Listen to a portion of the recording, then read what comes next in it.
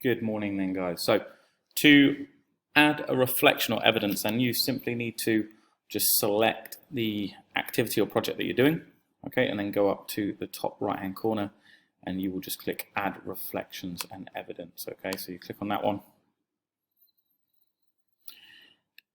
Okay, there's some guidelines on here for you to follow, but also there are some guidelines on the slides and on the website that you can add in there. So you've got your journal here. Okay, if you've got links to the website, you can put it in. If you've got a video, photos or files, then you can add all of that. And if you feel that you've achieved the learning outcomes that you've selected, then you will tick those boxes as well. All right. You can add multiple reflections as you go along. So you don't reflect just at the end. You should be trying to reflect, I would say, every 2 weeks.